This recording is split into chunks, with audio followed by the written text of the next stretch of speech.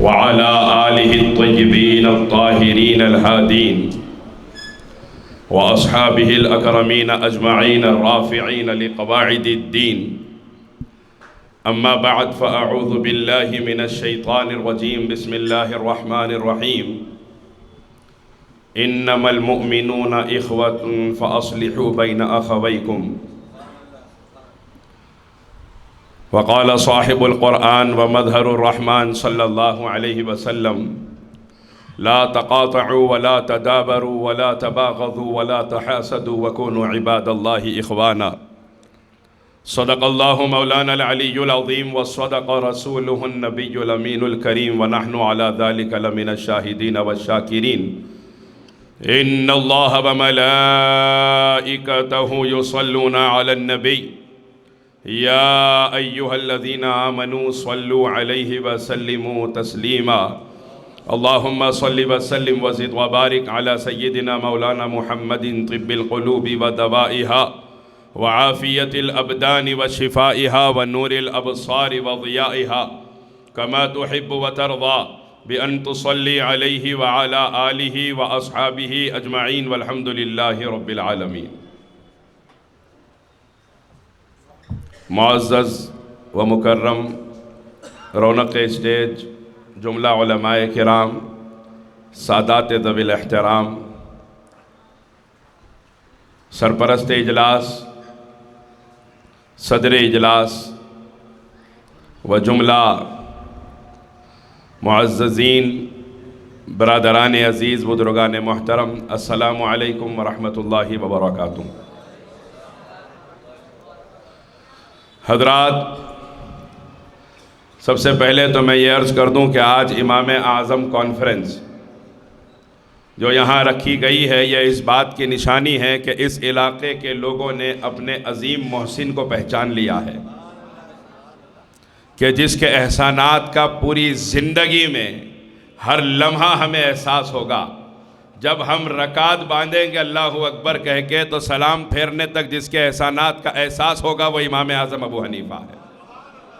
جب ہم نکاح کریں گے تو نکاح کے ایک ایک عمل میں، ایک ایک فتوے میں مفتی کے جس کے احسان کا احساس ہوگا وہ امام اعظم ابو حنیفہ ہے. جب ہمارے پاس کسی کا انتقال ہوگا تو انتقال سے لے کر اس کی وراثت کی تقسیم تک اس کا سارا خاندان کو ملنے والا ہر فتویٰ جس کے احسان کا احساس کروائے گا وہ امام اعظم ابو حنیفہ ہے. اللہ تبارک و تعالیٰ کا احسان ہے کہ اللہ نے امام اعظم کی یاد منانے کے لیے ہمیں جمع فرمایا ہے، اور اللہ تبارک و تعالیٰ نے امام اعظم کو جو فیض عطا فرمایا ہے وہ خاندان علی مرتضیٰ کا فیض ہے. سرکار امام اعظم خود فرماتے ہیں کہ اگر وہ 2 سال میری زندگی میں نہ آتے جو میں نے امام جعفر صادق کی صحبت میں گزارے ہیں تو میں ہلاک ہو جاتا. اللہ تبارک و تعالیٰ نے امام اعظم کو بڑی شان عطا فرمائی، امام الائمہ بنایا. لیکن میرا عنوان یہ نہیں ہے، میرا عنوان ہے گھریلو تنازعات، یعنی گھریلو جھگڑے. سب سے پہلے ان کا حل تلاش کرنے سے پہلے گھریلو جھگڑوں کا سبب تلاش کرنا ہوگا کہ وجہ کیا ہے ہمارے گھریلو جھگڑوں کی. آج ساس بہو کا رشتہ بالکل ایسا رہتا ہے جیسا 2 بجلی کے تار ہیں. ننند اور بھاوت کا رشتہ 2 بجلی کے تاروں کی طرح ہے. جیسے ہی تار ایک دوسرے سے ٹکرا اسپارک ہوتا، اور وہ اسپارک میں کوئی جلے نہ جلے بیچارہ شوہر جلتے رہتا زندگی بھر. ماں اپنے بیٹے کو اسپارک سے جلاتے رہتی، بیوی اپنے شوہر کو جلاتے رہتی، اور بہن اپنے بھائی کو جلاتے رہتی. اب کوئی بھگتے نہ بھگتے انسان، مرد آدمی جو ہے وہ پوری زندگی بھگتتا ہے ان جھگڑوں کو، اور روزانہ یہ جھگڑے ہمارے گھرانوں میں ہوتے ہیں. سبب کیا ہے؟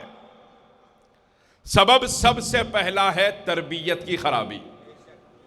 سب سے پہلا سبب تربیت کی خرابی ہے کہ جب تربیت ماں کی خراب ہوتی ہے تو بیٹی چاہتی ہے کہ میں کسی گھر میں جاؤں اور اس کے ماں باپ سے اس کی اولاد کو جدا کر کے لے کے نکل جاؤں.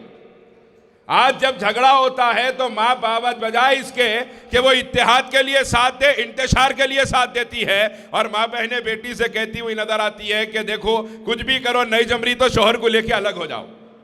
اور بیچارے والد محترم تو اتنے شریف رہتے ہیں، ان کو بیوی کا مشورہ سب سے اچھا دکھتا، اور اس کے بعد انہوں بھی بیٹی کے ساتھ اس میں شامل ہو جاتے کیونکہ میری بیوی کا مشورہ ہے، میری بیٹی نہیں گزارا کر سکتی۔ پہلے کے لوگ ایسے نہیں تھے جس کی وجہ سے گزارے ہو جایا کرتے تھے۔ پہلے کے لوگ ایسے تھے، بیٹی ڈولی گئی تو ڈولا اٹھنا وہ گھر سے، میری عزت کی سلامتی اسی میں ہے کہ تیری پوری زندگی شوہر کے گھر میں عزت کے ساتھ گزرے، کیونکہ تیری شادی کے بعد تیری عزت تیری ماں کے گھر میں نہیں، تیرے شوہر کے گھر میں اللہ نے رکھی ہے۔ یہ تربیت ختم ہو گئی ہمارے پاس، اور یہ مزاج تربیت ختم ہو گیا ہمارے پاس۔ مائیں خود سکھا رہی ہے کیسا الگ کر کے لے کے نکل جانا، اور پھر پرابلم یہ ہے کہ جب الگ کر کے لے کے نکل جاتے نا، تو نکل جانے کے بعد میں ان کے بھائیاں بھی ان کے ماں باپ کے ساتھ وہی کرتے۔ کما تدین تدان، میرے آقا فرماتے ہیں جیسا کرو گے ویسا تمہارے ساتھ کیا جائے گا۔ نیکی بھی ہے بدی بھی، نہ مانے تو کر کے دیکھ، جنت بھی ہے دوزخ بھی، نہ مانے تو مر کے دیکھ، نہ مانے تو مر کے دیکھ۔ تو یہ جو مزاج ہم اختیار کر رہے ہیں، اور ہم سمجھ رہے ہیں کسی کے گھر میں پھوٹ ڈال دی اور کسی کے گھر میں جھگڑا اور تنازعہ پیدا کر کے میں سکون حاصل کر لوں گا، یاد رکھیے آپ نے کسی کی زندگی میں جھگڑا پیدا کیا ہے، اللہ آپ کو بھی سکون سے رہنے نہیں دے گا۔ آپ چاہیں گے تب بھی نہیں رہ پائیں گے سکون سے، کیونکہ جب بندے کی تکلیف کا کوئی سامان کرتا ہے تو اللہ تبارک و تعالی اس وقت تک معاف نہیں فرماتا ہے جب تک کہ خود بندہ اس کو معاف نہیں کر دیتا۔ اور آج ہم کتنوں کی تکلیف کا سامان بنے ہیں۔ کتنے بیٹے ہمارے سامنے کہتے تھے کہ حضرت میرے ماں باپ سے زیادہ میں کسی کو نہیں چاہتا، اور ایسا کہنے والے کتنے بیٹوں کو ہم دیکھ رہے ہیں کہ شادی کے سال بھر میں بیوی کو لے کے الگ ہو گیا۔ ارے میاں ماں باپ سے زیادہ تو آپ کسی کو نہیں چاہتے تھے، بولے حضرت جب شادی سے پہلے کی بات تھی، اب کیا کرنا، ہمارے بیوی کی ہمارے امی کی جمری نہیں۔ تو میں نے کہا وجہ کیا ہے؟ تو عام طور پہ ہر شادی شدہ نوشا کا سال بھر تک ایک ہی نعرہ رہتا، حضرت ہماری بیوی جھوٹ نہیں بولتے، ہماری بیوی جھوٹ نہیں بولتے۔ اب سال دو سال کے بعد سمجھنا مشکل ہے کیا سچ تھا کیا جھوٹ تھا، اس کے بعد میں احساس ہوتا۔ جب تک چھوڑ کے نکل جاتے وہ اولادیں جو ماں باپ سے محبت کا دعویٰ کرتی تھی، دین کی دوری اور تربیت کی خرابی کی وجہ سے اپنے ماں باپ کا گھر چھوڑ کے جاتی ہے۔ یاد رکھو جو بڑھاپے میں ماں باپ کو تنہا چھوڑ کے جا رہا ہے، وہ ماں باپ کا گھر چھوڑ کے نہیں جا رہا، اپنی جنت کو ٹھوکر مار کے جا رہا ہے، اپنی آخرت کو برباد کر کے جا رہا ہے، اور تمہاری اولاد تمہارے ساتھ وہ کرے گی جو تم نے اپنے ماں باپ کے ساتھ کیا ہے۔ آج سنبھلنے کی ضرورت ہے۔ اور دوسری چیز یہ ہے کہ ہم تربیت کا رخ سمجھتے کیا ہیں؟ ہم نے یہ سمجھ لیا کہ بچپن میں استاذ کو بلاؤ یا مدرسے کو بھیجاؤ اور بھیجا کے قرآن پاک کی تکمیل کروا دو، اسی میں جو 10 سورے یاد ہو گئے، اسی میں سورہ فاتحہ یاد ہو گیا، اسی میں نماز کی اتحیات سبحان ربی العظیم سبحان ربی الاعلیٰ یاد ہو گیا۔ جب قرآن مکمل ہو گئی، جتنا یاد اس کا ہونا تھا ہو گیا، اس کے بعد نہ ماں باپ کو فکر ہے دین سکھانے کی، نہ اولاد کو فکر باقی ہے دین سیکھنے کی۔ اور کیا قرآن کا اتنا ہی حق ہے ہمارے اوپر؟ کیا اسلامی تربیت کا صرف اتنا حق ہے ہمارے اوپر؟ یا بتائیں اس سے زیادہ بھی ہم اپنی اولاد کی تربیت کا کوئی سامان کر رہے ہیں؟ ہمارا یہ تربیت کے رخ کا بدلنا گھریلو جھگڑوں کا سبب بن رہا ہے۔ اور کئی تو وہ ہیں جو گھریلو جھگڑوں میں ماں باپ کو جھیل رہے ہیں۔ میں یہ نہیں کہہ رہا ہوں ماں باپ کی خدمت کر رہے ہیں، میں کہہ رہا ہوں ماں باپ کو جھیل رہے ہیں، اور جھیل رہے ہیں تو اس لیے جھیل رہے ہیں کہ بابا مر گئے تو گھر میرے کو آ جاتا، ابا کا انتقال ہو گیا تو گھر میرے کو آ جاتا، اس واسطے جھیل رہے ہیں۔ یاد رکھیے آپ کو گھر ضرور آ جائے گا، لیکن جنت کے جس محل کا وعدہ ماں باپ کی خدمت پر ہے، بغیر اخلاص کے کریں گے وہ عطا نہیں کیا جائے گا۔ آج ہمارے حالات ہیں ہی ایسے، ماں باپ کو جھیل رہے ہیں کہہ کے واسطے ان کا پیسہ ہمارے کو آ جانا، ان کا گھر ہمارے کو آ جانا۔ اور جو بعض تو وہ ہیں جن کے پاس پیسہ بھی ہے، گھر بھی ہے، ماں باپ کی ضرورت نہیں ہے، اور انہی لوگوں کی وجہ سے ایسے ویڈیوز دیکھنے میں آ رہے ہیں کہ ہمارے شہر حیدرآباد کی ایک ضعیف خاتون اولڈ ایج ہوم سے آواز دے رہی ہے، میری اولاد ایک مرتبہ آ کے مجھے صورت دکھا دو، میں تمہارا پیسہ نہیں چاہتی۔ نہ بیٹا جانے تیار ہے، نہ بیٹی جانے تیار ہے۔ ایسی بے غیرت اولادیں کیا منہ دکھائیں گی اللہ کو مر کے؟ میرے کہنے پہ اگر کسی کو تکلیف ہو رہی ہے ہونے دیجئے۔ اگر غیرت زندہ ہوتی اس قوم کی تو اولڈ ایج ہوم نام کی کوئی چیز روئے زمین پر موجود نہ ہوتی۔ ہماری غیرت دفن ہو چکی ہے بے غیرتی کے قبرستان میں، جو ہمارے ماں باپ دوسروں کے رحم و کرم پہ جی رہے ہیں۔ اور میرے کہنے پہ کسی کو تکلیف ہو رہی ہے ہونے دیجئے، میں معافی نہیں مانگوں گا، تقریر میرا پیشہ نہیں ہے، اور کسی کے لفافے پہ میرا گزارا نہیں ہے۔ حق کہنا میرا ایمانی فریضہ ہے، میں بول کے رہوں گا۔ اور یہ وہ حق ہے جس کو ماننا پڑے گا. ہم انکار نہیں کر سکتے ان حالات کا. بعض تو وہ ہیں جنہوں نے ماں باپ کے ساتھ یہ کیا. آپ متقی ہوں گے, آپ عزت دار ہوں گے, آپ دنیا میں کوئی مقام رکھتے ہوں گے. میرے آقا نے فرمایا اپنی ماؤں کو ذلیل کرنے والوں, اپنی ماؤں کو تکلیف دینے والوں, اپنی ماں باپ کو کمزور سمجھ کر ان کو ستانے والوں, سنو, الجنت تحت اقدام الامہات, تمہاری جنت اللہ نے تمہاری ماں کے قدموں کے نیچے رکھی ہے. تم دنیا میں کتنے عزت دار ہوں گے لیکن تمہاری عزت تمہاری ماں کے قدموں کے نیچے ہے. آپ اندازہ کیجئے کس کو تکلیف دے رہی ہیں اولادیں, کس کو ستا رہی ہیں اولادیں. قرآن کہتا ہے وَاخْفِضْ لَهُمَا جَنَاحَ الذُّلِّ مِنَ الرَّحْمَةِ وَقُلْ رَبِّ ارْحَمْهُمَا كَمَا رَبَّيَانِي صَغِيرًا, کہ اے اللہ فرماتا ہے میرے بندے اپنے بازوؤں کو جھکا دے. جب ماں باپ سامنے آئیں, بازوؤں کو کیا جھکاتا؟ بابا کے سامنے اکڑ کے ٹھہرا ہوا ہے, بیوی کے واسطے ماں باپ سے بحث کر رہا, اور پھر یہ سمجھ رہا میں ایسا کرا تو بھی کیا ہوتا, ایسا کرا تو کیا ہوتا, نہیں جیسا کرا ویسا تیرا بچہ تیرے ساتھ کرتا, اور جب تک نہیں کرا نہیں مرتا انشاءاللہ. جو ماں باپ کو ستائے گا وہ اس وقت تک نہیں مرے گا. جن کے ماں باپ دنیا سے چلے گئے نا, ان کے کلیجوں سے پوچھئے, ان کی نظریں ان کی ماں کو تلاش کر رہی ہیں لیکن ماں نظر نہیں آتی. اب جن کے ماں باپ دنیا سے چلے گئے ان سے پوچھئے باپ کی شفقت سے بڑھ کے بھی اللہ کے کرم کا کوئی ہاتھ تھا ان کے سر پہ, جس کے جانے کے بعد انہیں آج احساس ہو رہا ہے. جن کے ماں باپ نہیں ہیں ان کے کلیجوں سے پوچھئے, وہ جاتے ہیں, جا کر کسی کو اپنا غم سنانا چاہتے ہیں, کوئی اس محبت کے ساتھ غم سننے والا نظر نہیں آ رہا ہے. آج جب اللہ نے ماں باپ دیے تو آپ ان کی ناقدری کر رہے ہیں. دوسرا سبب, دوسری صورت گھریلو جھگڑوں کی کیا ہے کہ ہم اپنی بیوی کے معاملے میں غلط ہیں. بعض تو وہ ہے جو زن مرید ہے, بیگم آپ جیسا بولے ویسا, اٹھو بولے تو اٹھتا ہوں, بیٹھو بولے تو بیٹھتا ہوں, اتنا اوور بھی نہیں رہنا, اتنا اوور رہ کے ماں باپ کو پریشان کر رہے ہیں. دوسرا طبقہ وہ ہے جو بیوی کی سنتے ہی نہیں ہیں, بیوی کو تکلیف دیتے ہیں, بیوی سے لڑتے ہیں, اس کو گالیاں دیتے ہیں, اس کے ماں باپ کو گالیاں دیتے ہیں. سنیے, ایک صحابی کا انتقال ہوا, میرے آقا نے فرمایا اس کے جنازے پر 70,000 فرشتے نماز جنازہ پڑھنے کے لیے اترے ہیں. 70,000 فرشتے اترے. نماز جنازہ کے بعد تدفین کا وقت آیا.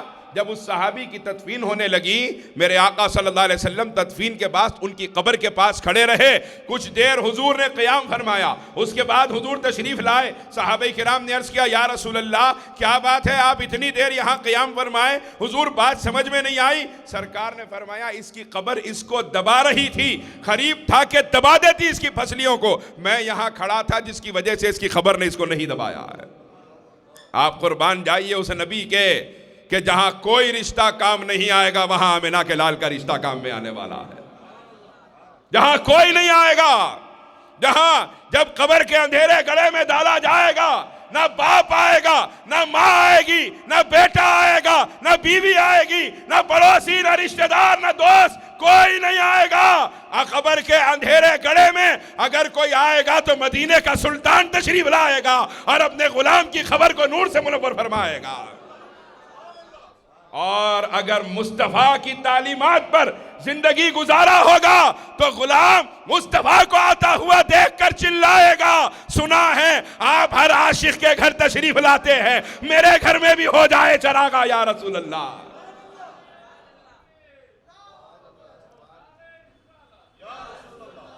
حضرات میرے سرکار کھڑے رہے ان کی قبر پہ, اس کے بعد ارشاد فرمایا اس کی قبر دبا رہی تھی, میں کھڑا تھا نہیں دبایا قبر نے. تو صحابہ کرام حیران ہو گئے, عرض کیا یا رسول اللہ جس کے جنازے پر 70,000 فرشتے اترتے ہیں کیا خبر اس کو بھی دباتی ہے؟ جس کے جنازے پر 70,000 فرشتے اترے کیا خبر اس کو بھی دباتی ہے؟ سرکار نے فرمایا 70,000 فرشتے اس کی نیکیوں کی وجہ سے اترے تھے, اور قبر اس لیے دبا رہی تھی کیونکہ جب اپنی بیوی سے بات کرتا تھا تو جھڑک کے بات کیا کرتا تھا. آپ اندازہ کریے آج بڑی آسانی سے بیوی کے پورے خاندان کو نوازتے بیٹھ جاتے. میرا کون کیا کرتا, میں مرد آدمی ہوں, جو چاہے بولوں جو چاہے کروں. یاد رکھیے قبر کے کیڑے سب کا انتظار کر رہے ہیں, قبر کی تنہائی سب کا انتظار کر رہی ہے, اور ہم میں سے کوئی بچنے والا نہیں ہے, سب جانے والے ہیں, سب کے جنازے اٹھنے والے ہیں, سب کے نماز جنازہ پڑھی جانے والی ہے، اس سے پہلے توبہ کیجئے۔ گھریلو تنازعات کے خاتمے کے لیے اپنے نبی کی تعلیمات کو اپنے لیے نمونہ بنائیے، اپنی اولاد کے لیے تربیت کا سلیقہ بنائیے، اور یہ نہیں ہوگا تو پھر خرابی ہوگی۔ آج گھریلو تنازعات کا سبب کیا ہے کہ بچے پیدائش سے دیکھ رہے ہیں کہ ماں باپ جب دیکھو جھگڑ رہے ہیں، دادی اماں سے جھگڑ رہی، اماں پھپھو سے جھگڑ رہی، زیادہ ہو گیا تو اماں کی نانی سے لڑائی ہو جا رہی، پھر خالاؤں سے لڑائی ہو جا رہی، ان سے 4 سال بعد بند، ان سے 5 سال بعد بند ہو گئی، ایک دوسرے کی صورتیں دیکھنے کو تیار نہیں۔ آپ سمجھتے ہیں کہ ایسی تربیت کے بعد آپ کے گھر کے گھریلو جھگڑے ختم ہوں گے؟ ہرگز نہیں ہوں گے۔ وہ ماں باپ جنہوں نے لوگوں کو معاف کرنا سیکھا تھا، اللہ نے ان کے گھروں میں عبد القادر جیلانی، معین الدین اجمیری جیسے شہزادوں کو پیدا فرمایا ہے۔ ہمارے گھروں کے اندر یہ جو حالات ہے سبب ہم ہیں۔ بچپن سے بچے دیکھ رہے ہیں، لڑنے کے سوا کوئی کام ہی نہیں ہے، جو دیکھو لڑ رہا، ہر رشتہ دار ایک دوسرے سے لڑ رہا، ارے پڑوسی لڑ رہا ہے ایک دوسرے سے، گاڑی کی پارکنگ ٹیڑھی لگا دیے تو لڑنا شروع ہو گیا۔ یہ حضور کے غلاموں کی زندگی ہے؟ ارے یاد رکھیے، اگر اس مزاج کے ساتھ غریب نواز تشریف لاتے تو اسلام اجمیر کی گلیوں سے بھی باہر نہ نکلتا۔ غریب نواز کے اخلاق و کردار تھے جس کو دنیا دیکھ کر چلا اٹھی کہ غریب نواز کلمہ پڑھا کے مسلمان کر دیجئے۔ ہم نے دیکھ لیا کہ شہزادے کے اخلاق کا یہ عالم ہے تو مصطفیٰ کے اخلاق کا عالم کیا ہوگا۔ یہ مزاج تھا۔ معین صاحب اوپر تشریف لائیے، معین مول صاحب اوپر تشریف لائیے۔ ویسے بھی میرا وقت ابھی ختم ہو رہا، ہو گیا وقت ختم ہو گیا، 15 منٹ کا ٹائم دیا گیا تھا، اجازت ہے تو ایک 5-7 منٹ اور لے لوں؟ اوپر والے تو سٹیج والے تو دے دی، آپ لوگ دیں گے اجازت تو بولوں گا انشاءاللہ۔ پیچھے والے بھی ہاتھ اٹھا کے بولیے اجازت کس کی طرف سے؟ کیا ہے آپ لوگاں ذرا ایسا ہمت بڑھائے تو میرے کو بھی اطمینان ہوتا کہ یہ 15 منٹ والے جو 15 منٹ کا ٹائم میرے کو دیے تھے تھوڑا ٹائم بڑھ جاتا، تھوڑا ٹائم بڑھ جاتا۔ یا رسول اللہ۔ حضرات اب آپ دیکھیں گھریلو جھگڑے ہمارے گھرانوں میں اتنے زیادہ ہو چکے ہیں، بچے پریشان ہیں کہ دوپہر میں ایک رشتہ دار آئے تھے، وہ رشتہ دار ہمارے امی کے ساتھ بیٹھ کے دوسرے رشتہ دار کی برائی کر رہے تھے۔ رات ہوئی، یہ چلے گئے، وہ رشتہ دار آئے جن کی دوپہر میں برائی ہو رہی تھی، اب ان کے ساتھ میں امی بیٹھ کے دوپہر میں ایسے والوں کی برائی کر رہے ہیں۔ تو بچہ گھریلو جھگڑا سیکھے گا نہیں تو کیا سیکھے گا بتائیے؟ بچے کا دماغ خراب نہیں ہوگا تو کیا خراب ہوگا؟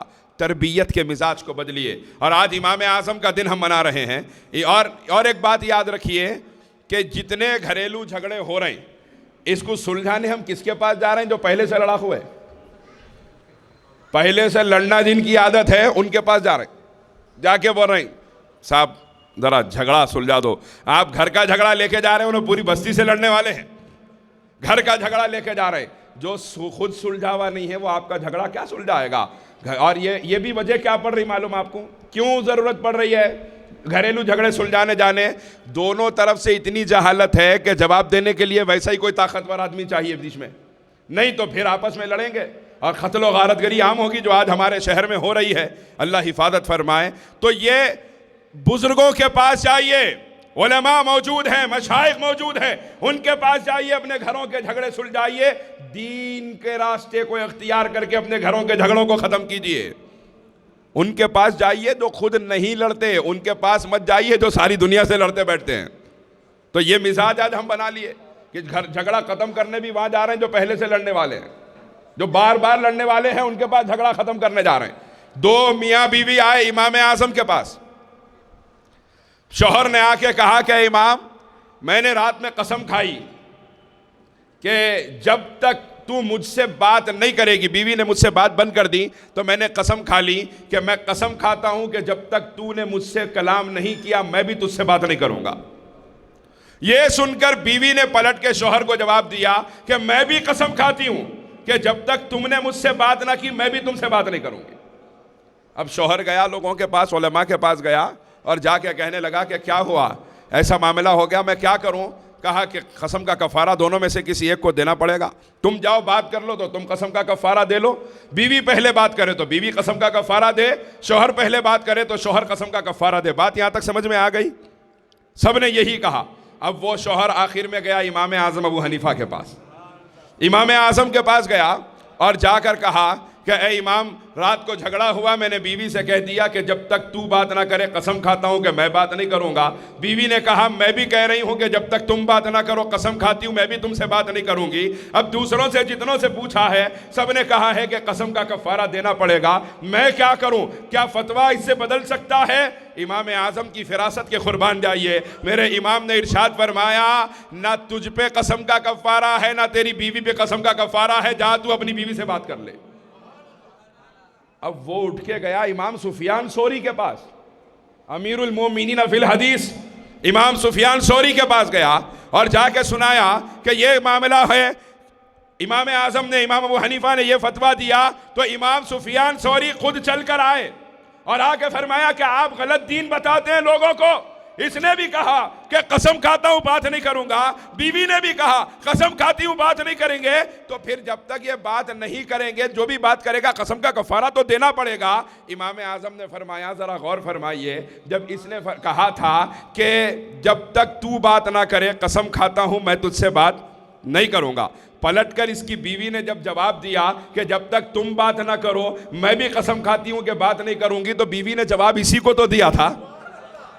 بیوی نے جواب اسی کو تو دیا تھا. جب بیوی نے اس سے بات کر لی اس کی قسم ختم ہو گئی, یہ جا کے بات کرے گا بیوی کی قسم ختم ہو جائے گی. تب امام سفیان ثوری نے فرمایا تھا یقیناً ہماری فکر کی جہاں انتہا ہوتی ہے وہاں سے ابو حنیفہ کی فکر کا آغاز ہوا کرتا ہے.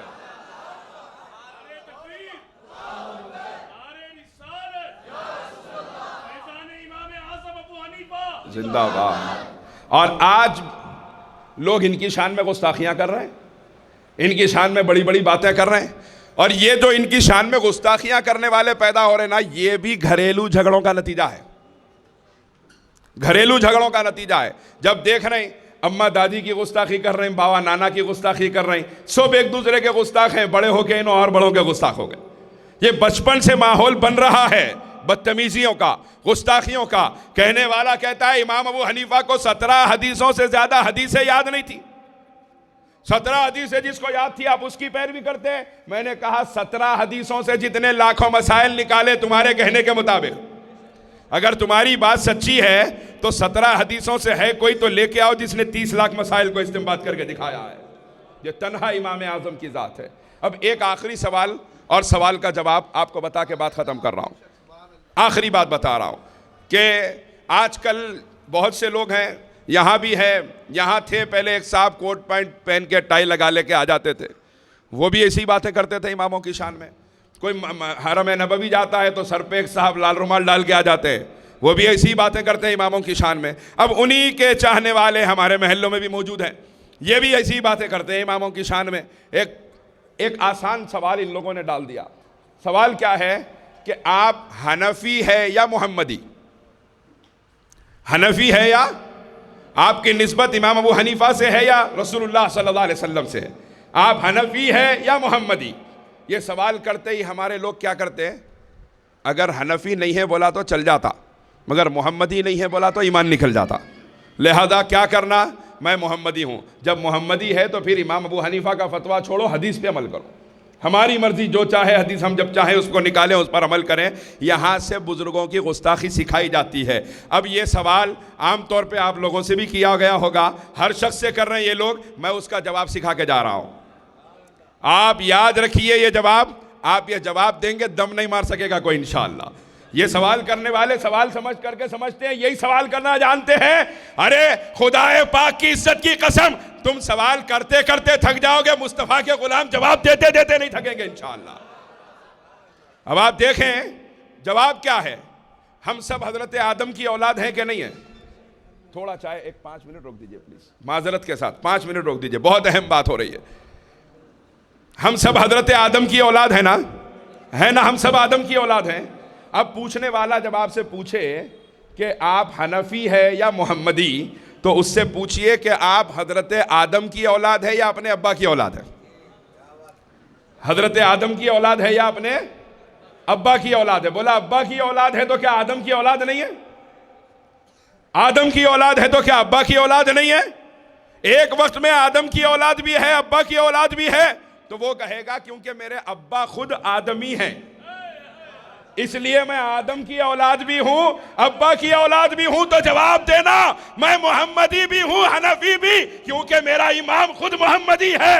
میں محمدی بھی ہوں، حنفی بھی، محمدی بھی ہوں، شافعی بھی، محمدی بھی ہوں، حنبلی بھی، محمدی بھی ہوں، مالکی بھی ہوں، میں محمدی بھی ہوں، قادری بھی ہوں، چشتی بھی ہوں، نقشبندی بھی ہوں، سہروردی بھی ہوں۔ میں یہ ان تمام کا غلام، کیونکہ یہ تمام آقا میرے محمد رسول اللہ کے غلام ہیں۔ اور ایسے ہی آقاؤں کے بارے میں اعلیٰ حضرت فاضل بریلوی نے فرمایا تھا، کیسے آقاؤں کا بندہ ہوں رضا، بول بالے میرے سرکاروں کے۔ حضرات گرامی، اپنے عقائد کی حفاظت کیجئے، ان بزرگوں سے محبت رکھیے، تعلق رکھیے، ان کی تعلیمات پر عمل کیجئے۔ اپنے گھریلو جھگڑوں کا خاتمہ کورٹ میں تلاش مت کیجئے، قرآن و حدیث میں تلاش کیجئے۔